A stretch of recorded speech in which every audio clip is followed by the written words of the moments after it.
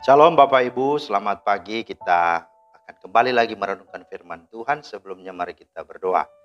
Terima kasih ya Tuhan buat hari yang baru yang Tuhan rahmati bagi kami. Kembali kami akan melandasi hari ini dengan firman-Mu. Mohon hikmat dan pengertian dari Roh Kudus. Dalam nama Tuhan Yesus kami berdoa. Amin. Bapak Ibu, firman Tuhan kita terambil di dalam Yohanes 15 ayat 2. Setiap ranting padaku yang tidak berbuah dipotongnya, dan setiap ranting yang berbuah dibersihkannya supaya ia lebih banyak berbuah. Itulah firman Tuhan yang menjadi dasar renungan kita pada hari ini. Dan tema kita pada hari ini adalah semakin berbuah.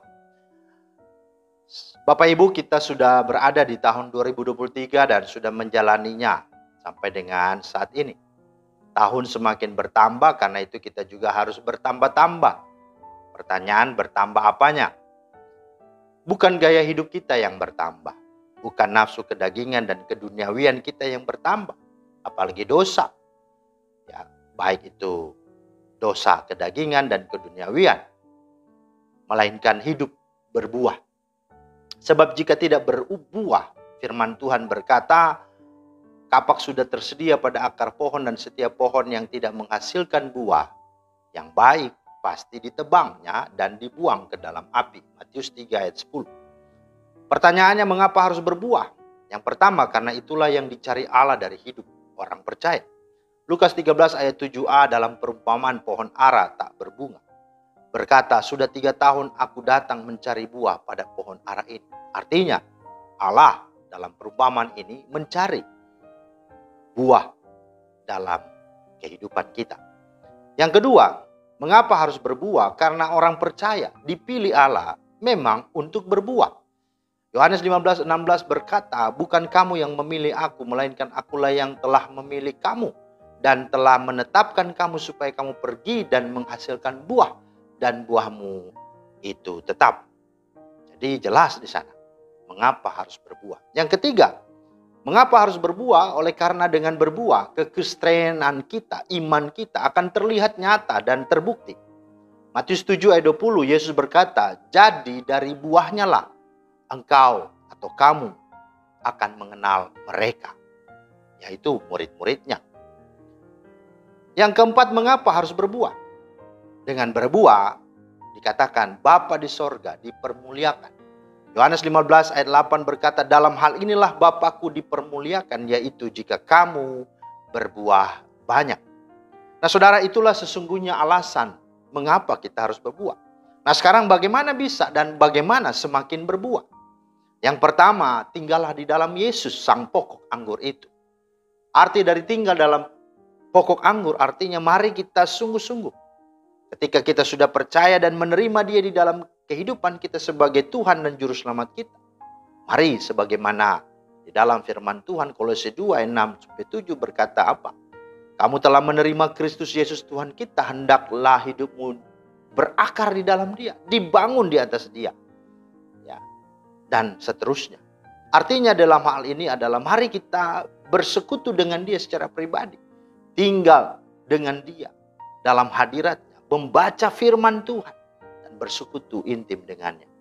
Yohanes 15 ayat 5 berkata, akulah pokok anggur dan kamulah ranting-rantingnya. Barang siapa tinggal di dalam aku dan aku di dalam dia, ia berbuah banyak. Sebab di luar aku kamu tidak dapat berbuat apa-apa. Ingat itu, perhatikan itu, bahwa kalau mau semakin berbuah, maka mari semakin kita dekat melekat kepadanya. Yang kedua adalah relakanlah hidupmu dibersihkannya supaya banyak lagi berbuah. Firman Tuhan yang kita baca tadi, setiap ranting padaku yang tidak berbuah dipotongnya. Tetapi setiap ranting yang berbuah dibersihkannya supaya ia lebih banyak berbuah. Nah saudara, proses pembersihan disebut adalah proses pembentukan. Dan Tuhan memiliki banyak cara untuk membentuk kita. Bisa melalui masalah, bisa dengan Dia menghajar kita, menegur kita, atau situasi-situasi yang sulit seperti padang gurun.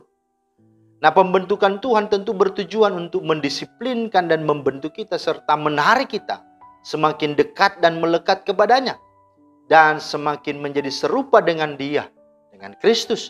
dan semakin tahu apa kehendaknya. Itulah sesungguhnya alasan dan sesungguhnya tujuan dari kita berbuah dan bagaimana kita bisa berbuah. Pertanyaannya, buah apa yang harus dihasilkan? Yaitu buah roh. Dalam Galatia 5 ayat 22 sampai 23a. Sebagaimana Yohanes juga berkata, Matius 3:8, hasilkanlah buah-buah pertobatan. Jadi inilah yang sesungguhnya harus ada. Kasih, kebaikan, kesucian, kelemah lembutan, kesetiaan, kebaikan, kemurahan, kesabaran, dan penguasaan diri. Itulah sesungguhnya yang sungguh ada sebagai tanda, sebagai ciri yang nampak dalam kehidupan seorang yang berbuah. Yang kedua adalah buah kebaikan dan pelayanan. Ada karunia-karunia rohani. Ada sebuah kehidupan, sikap, karakter yang baik yang dimunculkan untuk sungguh-sungguh dapat menolong sesama, membantu sesama, dan seterusnya. Dan yang ketiga adalah buah penginjilan. Ada jiwa-jiwa yang sungguh-sungguh dapat kita menangkan bagi kerajaan Allah dengan kita memberitakan Injil, dengan terlibat aktif dalam misi sedunia. Nah, karena itu mari kehidupan yang masih Tuhan anugerahkan ini kita pakai untuk berbuah.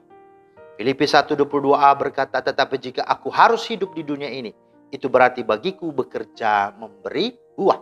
Dan kalau sudah demikian, maka kematian bukan lagi hal yang menakutkan dan ditakutkan, melainkan hal yang menguntungkan. Mengapa? Karena bagiku hidup adalah Kristus dan mati adalah keuntungan.